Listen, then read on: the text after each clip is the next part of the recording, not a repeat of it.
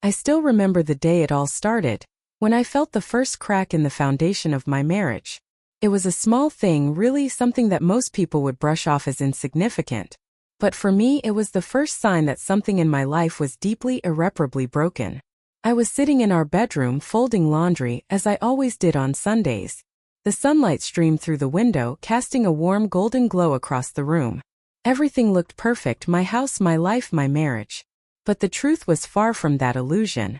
Jason, my husband, was downstairs, glued to the TV as usual. He was so wrapped up in his own world that he barely noticed me anymore. The man I had fallen in love with, who had once looked at me like I was his whole universe, now barely spared me a second glance. Our conversations had become routine, our intimacy almost non-existent. We were more like roommates than husband and wife. I don't know when it started to change. Maybe it was after the kids were born. Or maybe it was when he got that big promotion and suddenly his work consumed him. But somewhere along the way we lost each other. I felt invisible, like a ghost in my own home, drifting from day to day with no one to really see me. That day, though, something inside me snapped. I felt a deep ache in my chest, a longing for something more. I wanted to be seen, to be desired again, to feel alive. I wanted someone to look at me the way Jason used to, with hunger and love and passion. And that's when I started to think about him, Brian. Brian was Jason's best friend. Someone I had known for years. He had always been around, coming over for barbecues, watching football with Jason, helping us move into our house. He was charming, funny, and most of all, he noticed me. He looked at me in a way that Jason hadn't in years. I could see it in his eyes, the way they lingered just a little too long on me, the way his smile widened when I walked into the room. I knew it was wrong, but God, I wanted that attention. Craved it. I don't know what I was thinking when I texted him that night. Maybe it was loneliness, or maybe it was desperation, but I sent him a message, something innocent enough. A joke about one of our mutual friends. He responded right away, and before I knew it, we were texting back and forth like teenagers. It was fun, lighthearted, and for the first time in a long time, I felt something other than numbness. I felt alive. The texts quickly became more frequent. They turned into late-night conversations, filled with laughter and teasing. There was an underlying tension between us, something unsaid but undeniable. I knew it was dangerous. I knew I was playing with fire, but I couldn't stop. Every time my phone buzzed with a message from him, I felt a thrill, a spark that I hadn't felt in years. Jason, of course, was oblivious. He had no idea what was happening right under his nose. He trusted Brian completely, and in a way that made it all the more thrilling. It was our little secret, this thing we had between us, and the secrecy only made it more exciting. I remember the first time it crossed the line from flirting to something more. It was a Friday night, and Jason had gone out of town for a work conference. The kids were at a friend's house for a sleepover, and I was alone. Brian texted me, asking if I wanted to hang out, watch a movie, maybe have a drink. I knew I shouldn't, but I said yes. I told myself it was harmless, that we were just friends, that nothing would happen. But the moment he walked through the door, I knew that wasn't true. We sat on the couch a little too close, our legs brushing against each other as we pretended to watch the movie. The air between us was thick with tension, and I could feel my heart racing in my chest. My mind was screaming at me to stop, to pull back, to walk away, but my body was betraying me. I wanted him. I wanted to feel wanted again. And then he kissed me. It was soft at first, tentative, like he was testing the waters. I should have pushed him away, but instead I kissed him back. And in that moment everything else fell away, the guilt, the fear, the consequences. All I could think about was how good it felt to be touched again, to be desired. We didn't stop at kissing. One thing led to another, and before I knew it, we were tangled up in each other, our clothes discarded on the floor. I knew it was wrong. I knew I was betraying Jason, betraying my marriage, but I couldn't stop. The loneliness, the neglect, the aching need for connection, it all came crashing down, and I gave in. When it was over, I lay there in the silence, my mind racing. Brian was still beside me, breathing heavily, his arm draped across my waist. I felt a wave of guilt wash over me, but at the same time, there was a strange sense of satisfaction, of relief. For the first time in years, I had taken control of my own happiness, even if it meant destroying everything else in the process. I didn't know what would happen next, but one thing was clear. There was no going back. The days that followed were a blur. I went through the motions, making breakfast, getting the kids ready for school, doing laundry, all while carrying the unbearable weight of what I had done.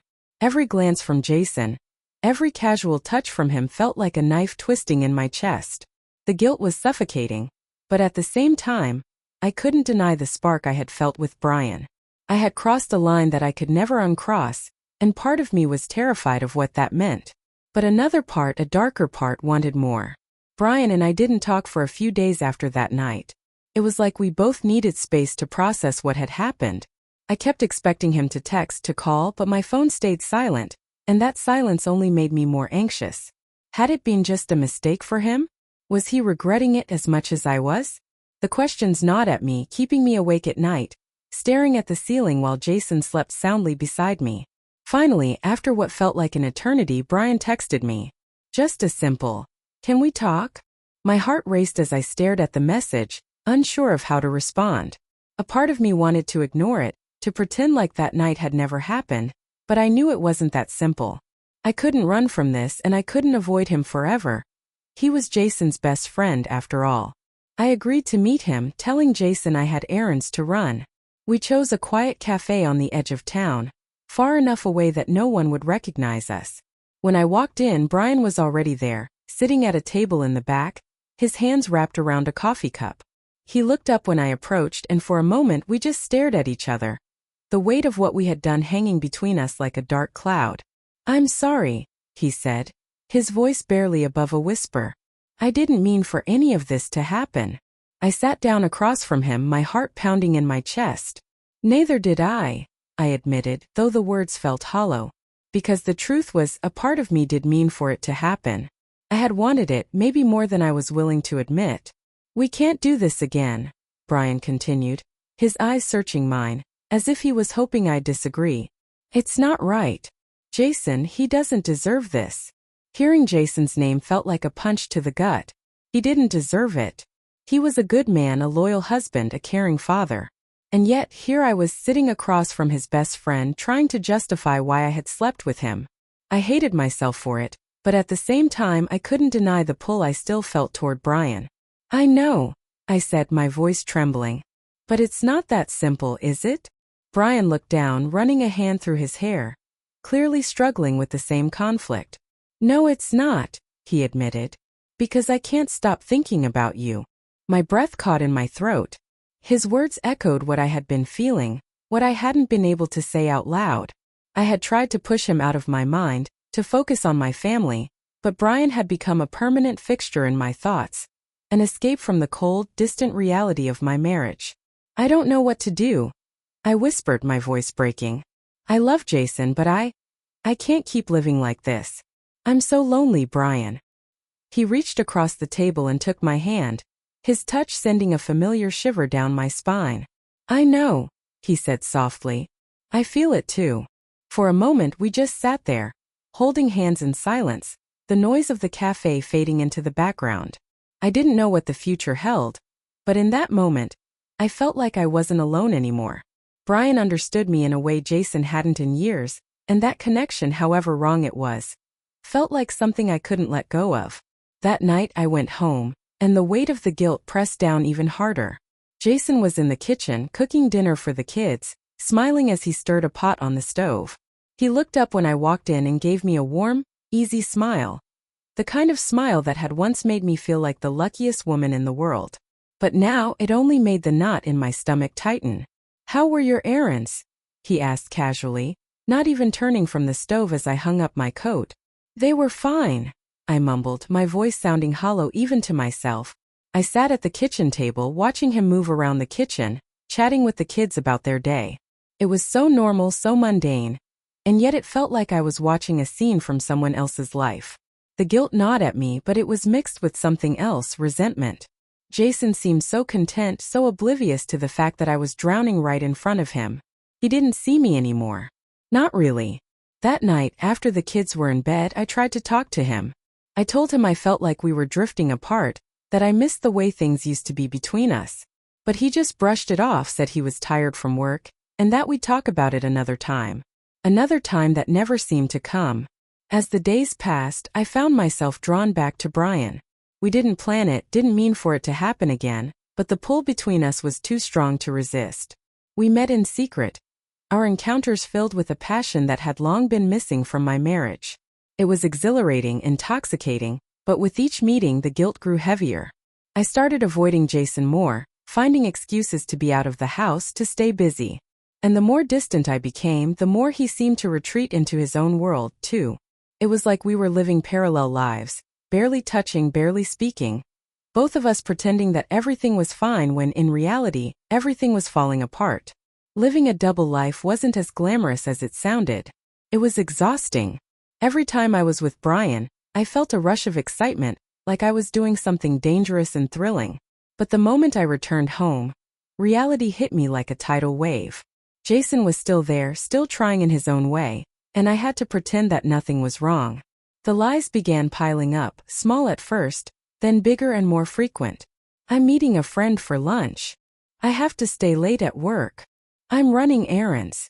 Each lie was like a thread, slowly unraveling the fabric of my life, but I couldn't stop pulling at it.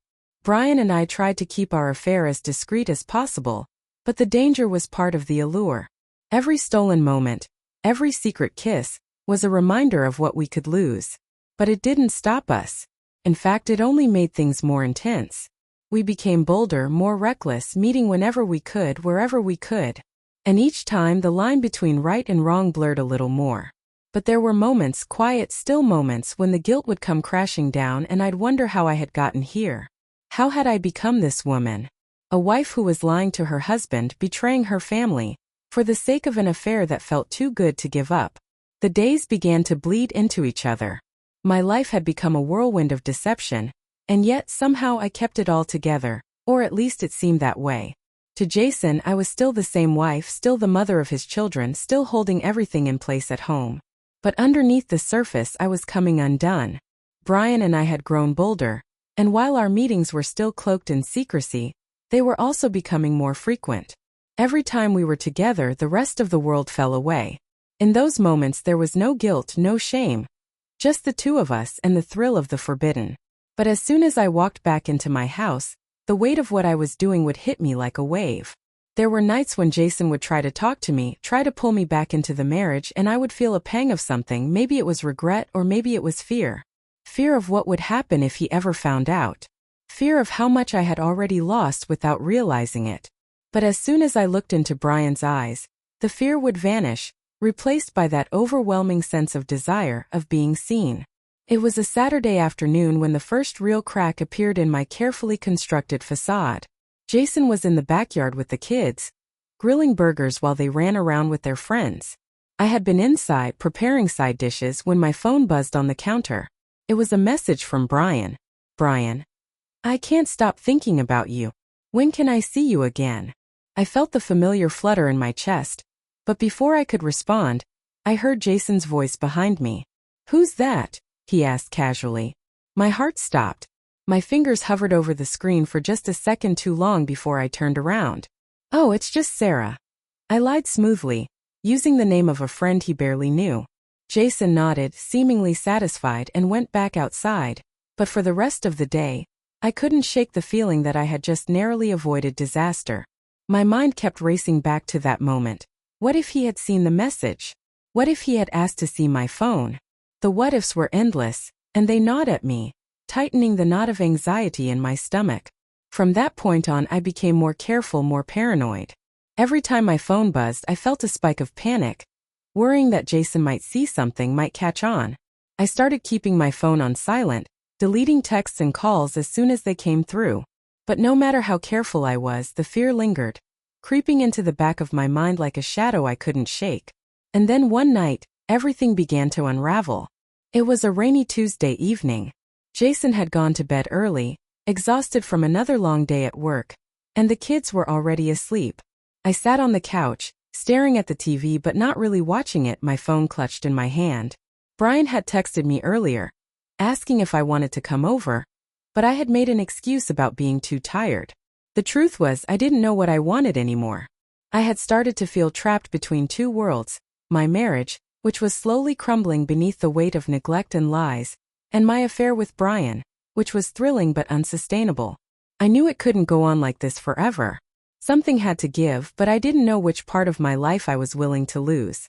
As I sat there lost in thought, my phone buzzed again. It was Brian. Brian. I miss you. I need to see you. Can you come over? I stared at the message, my mind swirling with conflicting emotions. Part of me wanted to go to him, to escape the suffocating guilt and loneliness that filled my house. But another part of me, the part that still loved Jason, still clung to the life we had built together, was screaming at me to stop, to end this before it destroyed everything. My fingers hovered over the keyboard, but before I could respond, I heard Jason's footsteps coming down the stairs. I quickly locked my phone and shoved it under a cushion, my heart racing. Hey, he said, his voice groggy with sleep. Why aren't you in bed? I forced a smile. Just couldn't sleep. I'll be up in a bit. He frowned, his eyes lingering on me for a moment too long. I could tell he was starting to sense that something was off, but he didn't press me. Instead, he nodded and turned back toward the stairs. But before he could leave the room, he stopped. You know, he said quietly, his back still turned to me. I've been feeling like you're distant lately. Like we're distant. His words hit me like a punch to the gut. I opened my mouth to say something to reassure him, but the lie wouldn't come. I couldn't look him in the eye and pretend like everything was fine. Because it wasn't. We weren't. I've just been stressed, I said finally, my voice barely above a whisper. With the kids, with everything. Jason turned to face me, his expression unreadable. We used to talk about things like that, he said softly. We used to talk about everything. I felt a lump rise in my throat. He was right. We had drifted so far apart that I didn't even know how to bridge the gap anymore. But instead of reaching for him, instead of trying to fix what was broken, I let the silence hang between us, heavy and suffocating. Jason sighed, running a hand through his hair. I miss you, he said quietly before turning and walking back upstairs. I sat there on the couch for what felt like hours, staring at the empty room around me. The guilt was crushing, but it was mixed with something else, something darker. Resentment. Anger. Why had things gotten this bad? Why had Jason let our marriage fall apart while he focused on his career, on everything else but me? My phone buzzed again, snapping me out of my thoughts. It was Brian. Brian. Please. I need to see you tonight. Without thinking, without considering the consequences, I grabbed my keys and slipped out of the house. The rain had turned into a downpour, and as I drove through the dark, empty streets, my mind was a whirlwind of emotions. I didn't know what I was doing, didn't know why I was going to him, but all I knew was that I couldn't stay in that house for another minute. When I arrived at Brian's place, he was waiting for me at the door, his expression filled with a mixture of relief and desire. The moment I stepped inside, he pulled me into his arms, and for a brief moment, everything else faded away, the guilt, the fear, the confusion. There was only him and the way he made me feel. But as the weeks wore on, the weight of my double life began to take its toll. No matter how much I tried to compartmentalize my life, to keep my marriage and my affair separate, they began to bleed into each other in ways I couldn't control. One night I came home from being with Brian, and as soon as I walked through the door, I knew something was wrong. Jason was sitting at the kitchen table, his face pale, his hands clenched into fists on the table. Where were you? He asked, his voice calm, too calm. My heart stopped. I had rehearsed lies so many times before, but this time, something in his voice made me hesitate. I was with Sarah, I said, my voice wavering slightly. Jason stood up, his eyes burning into mine. No, you weren't, he said quietly. I called her. She hasn't seen you in weeks. For a moment I couldn't breathe. My heart pounded so loudly in my ears that it drowned out everything else. Jason's eyes were locked on mine, and I knew he had caught me. He was waiting for me to say something, to explain, to lie again. But the words wouldn't come. They were stuck in my throat, tangled up with the guilt and fear that had been building for weeks. I started, my voice trembling. Jason, I can explain. Don't, he interrupted, his voice low and controlled, but there was an edge to it that made me flinch. Don't lie to me, Sarah. Not again. His use of my name, so full of anger and hurt, sent a wave of panic crashing over me. He knew. Maybe not everything, but he knew enough. And suddenly, The walls I had so carefully built to separate my affair from my marriage came crashing down. Jason pulled out his phone and placed it on the table. I checked your texts. I saw everything. The air was sucked out of the room. My blood turned to ice and I couldn't move. He had seen the texts. All the messages between Brian and me, the flirting, the confessions, the plans to meet. It was all there exposed. My secrets, my betrayal laid out for him to see. I'm sorry, I whispered, barely able to meet his eyes. I didn't mean for it to happen. I didn't mean for what to happen? Jason's voice rose, anger finally breaking through the surface of his calm demeanor. The affair? Or the fact that I found out? I felt the sting of his words like a slap to the face. My chest tightened and tears welled up in my eyes. I wanted to explain, to somehow make him understand why I had done it, why I had turned to Brian. But how could I justify something so selfish, so cruel? There were no words that could fix this, no apology that could take back what I had done. I'm so sorry, I repeated, my voice shaking. I never wanted to hurt you. Jason laughed bitterly, running a hand through his hair. You never wanted to hurt me? Are you serious right now, Sarah? You've been sneaking around with my best friend behind my back, lying to my face for months, and you never wanted to hurt me? His words cut through me, each one like a blade. He was right. I had hurt him in the worst possible way. And the worst part? I couldn't even pretend like I didn't know what I was doing. I had known. Every time I texted Brian, every time we met in secret, I knew exactly what I was risking. I had just convinced myself that it was worth it. I was lonely, I whispered, the tears spilling down my cheeks. I didn't know how to tell you. We've been so distant for so long, Jason. I felt like you didn't see me anymore. Jason's face twisted in disbelief. So what? That gives you an excuse to cheat? To sleep with my best friend because you felt lonely? Jesus, Sarah, you could have talked to me. We could have worked on it. But instead you went behind my back. You destroyed everything. The weight of his words settled over me like a suffocating blanket. He was right. I had destroyed everything. Our marriage, our trust, our family. And for what? A few fleeting moments of passion, of feeling wanted again? I'm so sorry, I repeated, the words feeling hollow in my mouth. I know I can't take it back, but… Damn right, you can't take it back, Jason snapped, his voice hardening.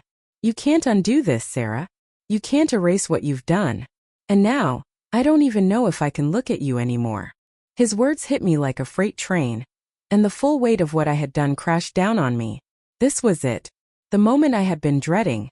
The moment when my world came crashing down around me, and there was nothing I could do to stop it. I didn't want to lose you, I whispered, choking on my own tears. I still love you, Jason. I made a mistake. A terrible mistake. Jason's eyes were cold as he stared at me, his expression unreadable. You didn't just make a mistake, Sarah.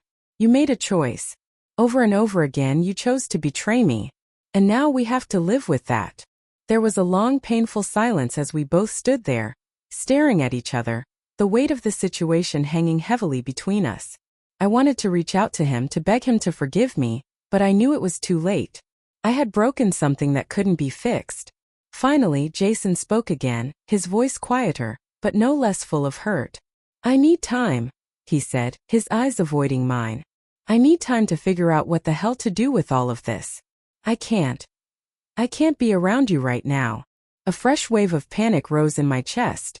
Please, Jason, I begged, stepping toward him. Don't leave. We can fix this, I swear. But he raised his hand, stopping me. No, Sarah. Not tonight. I can't do this tonight. And with that, he turned and walked out of the room, leaving me standing there, broken and alone. Jason didn't come home that night. He didn't come home the next day either. He texted me in the morning, saying he was staying at a hotel, and that he needed space. I couldn't argue with him. I had no right to. But the silence that followed was unbearable. I sat alone in the house, the weight of my guilt pressing down on me like a crushing force. The kids were at school, oblivious to what was happening, and the quiet was deafening. I tried to distract myself, cleaning the house, doing laundry, anything to keep my mind off the fact that my marriage was falling apart. But no matter what I did, my thoughts always drifted back to Jason, to the look in his eyes when he had confronted me. I knew I couldn't fix this. I knew that no matter how much I wanted to take it all back, It was too late. The damage had been done. But that didn't stop the ache in my chest, the constant, gnawing regret that consumed me. I had ruined everything, and now I was left with nothing but the wreckage. Brian texted me that day asking if I was okay. I stared at his message for a long time, my emotions swirling in a confusing mix of anger, sadness, and guilt. Part of me wanted to blame him for everything, for being the one who had pulled me into this mess. But deep down I knew it wasn't his fault. I had made the choice to betray Jason. I had made the choice to risk everything for the thrill of something new. Brian. Sarah, please. Talk to me. I'm worried about you. I didn't respond. I couldn't. Everything about my relationship with Brian felt wrong now, tainted by the pain it had caused.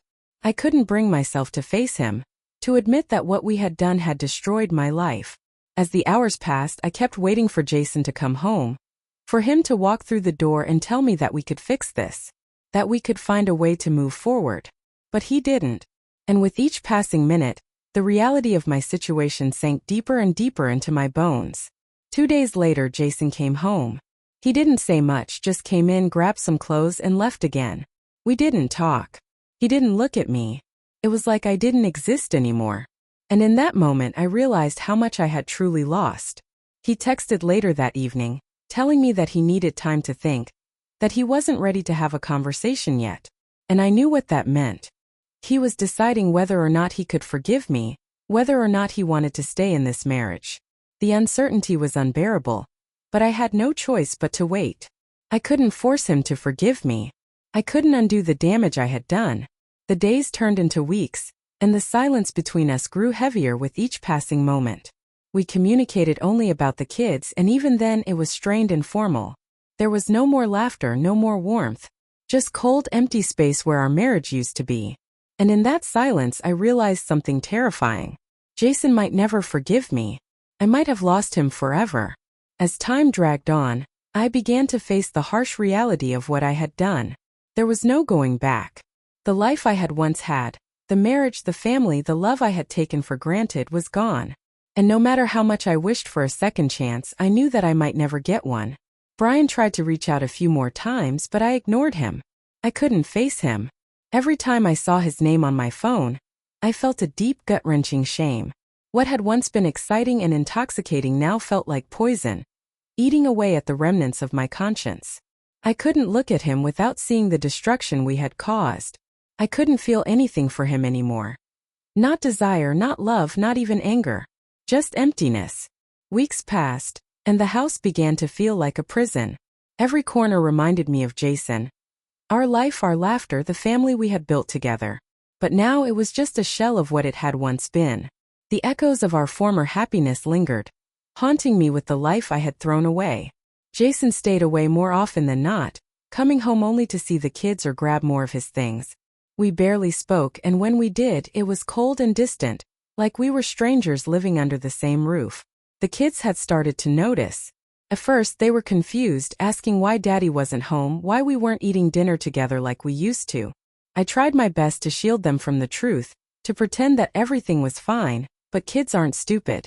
They could feel the tension, the sadness that hung in the air like a thick fog. One evening, after Jason had left the house without saying more than a few words to me, our oldest, Emily, sat down next to me on the couch. She was only 10, but she was so much more perceptive than I gave her credit for. Her big blue eyes, so much like Jason's, searched mine with a mixture of confusion and worry. "Mom," she said softly, "why is Daddy mad at you?" The question hit me like a punch to the gut. I had been dreading this moment, but no amount of preparation could have made it easier.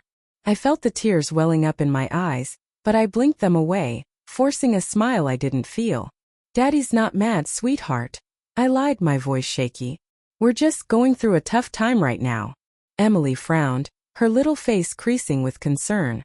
"But he doesn't talk to you anymore. You don't laugh like you used to." I felt my heart break a little more with each word. How could I explain to my daughter that her mother had destroyed everything? That the reason her father was distant and cold was because I had made a terrible mistake, one that I couldn't take back? "Sometimes," I said slowly, choosing my words carefully, "adults have problems that are hard to fix. But we're trying, okay? We both love you and your brother very much." That will never change. Emily nodded, but I could see the doubt in her eyes. She wasn't convinced. And honestly, neither was I. The next few weeks were some of the hardest I'd ever experienced. Jason and I barely communicated except when absolutely necessary. The distance between us was growing wider and wider, and no matter how much I wanted to reach out, to beg him to forgive me, I didn't know how. I didn't even know if I deserved his forgiveness. One night, after the kids had gone to bed, Jason came home earlier than usual. I was sitting at the kitchen table staring at my phone, lost in thought, when he walked in. I looked up, surprised to see him there, and for a moment our eyes met. There was something different in his gaze that night, something heavier, more resigned. I could feel it in the pit of my stomach, the shift in the air. He sat down across from me, his movements slow and deliberate, as if he had been preparing himself for this conversation for days. "We need to talk," he said, his voice quiet but firm.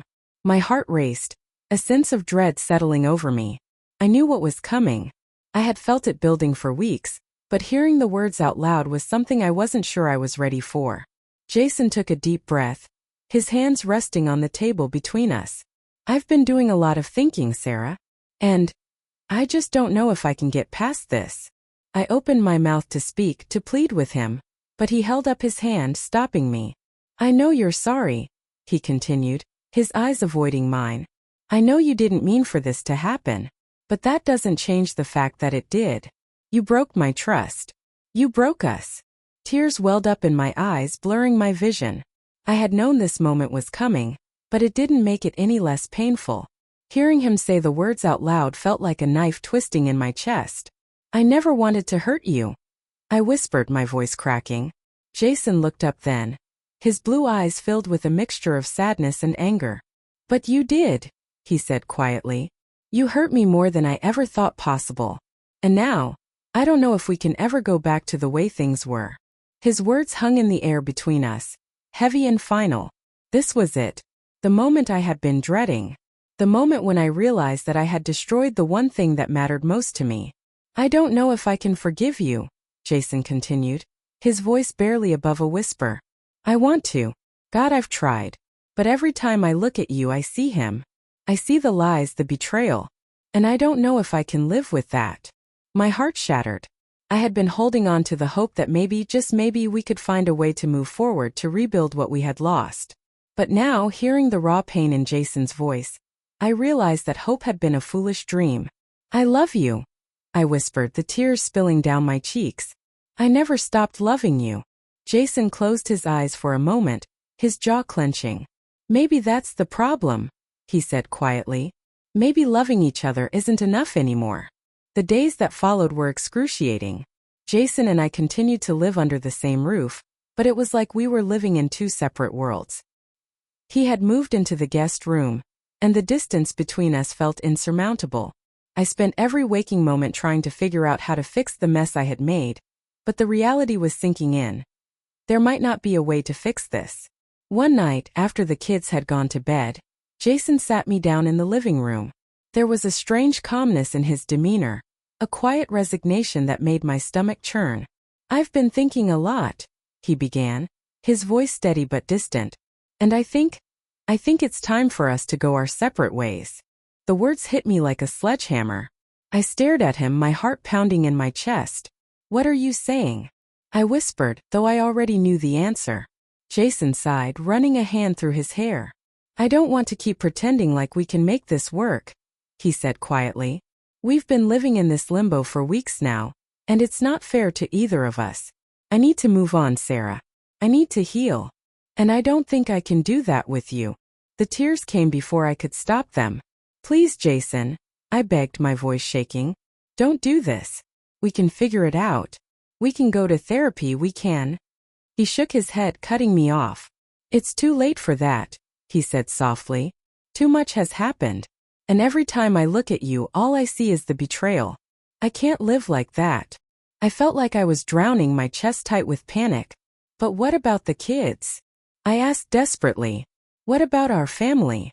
Jason's expression softened, and for a moment, I saw a glimpse of the man I had once loved so deeply.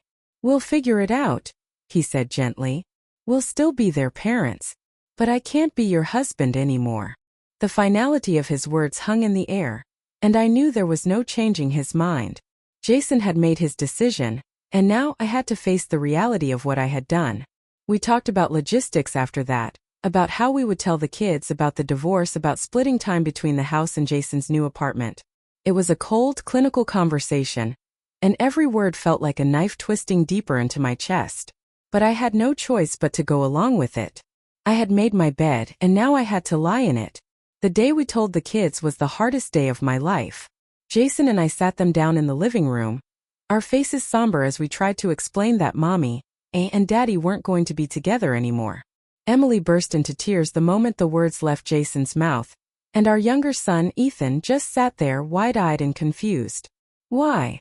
Emily sobbed, looking back and forth between us. "Why can't you stay together?"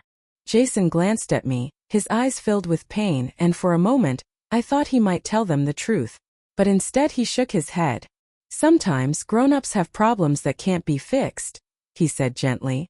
"But we both love you very much, and that will never change."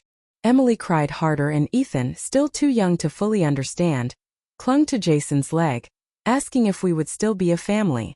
The guilt was overwhelming, crushing me under its weight. This was my fault. I had done this. I had torn our family apart. The days that followed were a blur of paperwork, meetings with lawyers, and packing up Jason's things. He moved out a week later, into a small apartment across town. The kids were devastated, and every time I looked at their tear-streaked faces, the guilt clawed at me, sharper and more painful than ever before. I tried to hold it together for their sake, to be strong for them, but inside I was falling apart. The house felt empty without Jason, and the reality of what I had lost was impossible to ignore. I had destroyed my marriage, my family, for what? A few stolen moments with Brian? A fleeting sense of excitement? The truth was, I didn't even know anymore. Weeks turned into months and life moved on, though it was far from normal. Jason and I shared custody of the kids, and while we were civil for their sake, the distance between us was vast and cold. The divorce papers came through, and with a single signature, our marriage, 15 years of memories, of love, of life, was officially over. I never saw Brian again. After Jason found out, I cut all ties with him, unable to face the consequences of what we had done. I heard through mutual friends that he had moved away, starting fresh in a new city, far away from the wreckage of our affair. And as much as I wanted to blame him for everything, I couldn't. I had made my own choices, and now I was living with the fallout. There's a strange kind of emptiness that comes with losing everything you once thought was permanent. In the months after the divorce, I struggled to find my footing, to rebuild a life that had been shattered by my own actions. I threw myself into being a mother, trying to make up for the pain I had caused my children, but it was never enough. I could see the sadness in their eyes, the confusion, the hurt. They didn't understand why their family had fallen apart, and no matter how much I tried to explain, I knew they blamed me. And they were right to. There were nights when I would lie in bed, staring at the ceiling, the silence of the house deafening. I would replay every moment in my mind, every decision that had led me to this point. The affair, the lies, the distance between Jason and me, all of it came rushing back, and the guilt was overwhelming. I had destroyed my own happiness, and now I was left to pick up the pieces. But slowly, over time, I began to realize something. Yes, I had made terrible mistakes. Yes, I had hurt the people I loved most in the world. But I was still here. I was still breathing. And maybe, just maybe, there was a way to move forward. It wasn't easy. The pain didn't go away overnight, and there were still moments when the weight of my decisions threatened to crush me. But I kept going. I had to. For my kids, for myself. Years later, things are different. Jason remarried, finding happiness with someone else. We co-parent our children as best we can, and while there's still a distance between us, it's no longer filled with anger or resentment. Time has softened the edges of our pain, though the scars remain. As for me, I'm still learning how to live with the choices I made. I've forgiven myself, though it took a long time to get there. The guilt doesn't consume me the way it used to, but it's a part of me now, woven into the fabric of who I am. And I've accepted that. Looking back, I can't say that I wouldn't do things differently if given the chance. I would. But I also know that those choices, those mistakes, have shaped me, taught me, and made me stronger. In the end, life moves on, even when it feels like everything is falling apart. And while I'll never forget the pain I caused, I've learned to live with it, to carry it with me as a reminder of the person I don't ever want to become again. It's strange how life continues. Even after you think it's been irreparably broken, the pain never fully leaves, but you learn to carry it differently. You learn to live with the weight of your mistakes, knowing that they will always be a part of your story, even as you try to move forward. In the years that followed the divorce, I rebuilt myself slowly, piece by piece. The house that once echoed with the laughter of a whole family now felt quieter, but it was mine. The kids split their time between me and Jason, and while I could still see the lingering sadness in their eyes, they adjusted. Children are resilient that way. I did my best to give them the stability they needed, the love they deserved. That, at least, was one thing I could still offer. Jason and I remained civil, as much for the kids as for our own sanity. His new wife, Amy, was kind, good to our children, and that was all I could have asked for. At first, seeing him with someone else was painful, but over time the sting faded. I wanted him to be happy, to find the peace that he had lost during our years together. And eventually, I realized that his happiness didn't diminish mine. It was simply a different kind of life than the one I had imagined for us. As for Brian, he became a ghost of my past. I never reached out to him after everything fell apart. Whatever connection we had shared had long since disintegrated, burned away by the fire of our choices. I heard through mutual friends that he had started over somewhere new, far from the wreckage of what we had created. In a way, I hoped he found peace too. But I knew that part of my life was over, and it was time to stop looking back. For a long time, I struggled with the question of forgiveness. Could Jason ever truly forgive me? Could I forgive myself? It took years of reflection, therapy, and deep soul-searching. But eventually, I realized that forgiveness wasn't something that just came in a single moment. It was a process, a decision you made every day to let go of the pain, to release yourself from the burden of guilt. I never fully healed from what happened, but I accepted it, and with that acceptance came a kind of peace I hadn't thought possible. Now, as I stand here watching my children grow into teenagers, their lives filled with their own challenges and joys, I'm reminded of how fragile everything is. I'll never forget the mistakes I made. They are etched into the fabric of my life, a constant reminder of the things I lost. But they have also taught me lessons I might never have learned otherwise.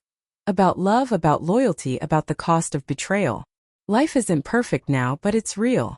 I've learned to live with my choices, to accept the consequences, and to find happiness in the small, everyday moments.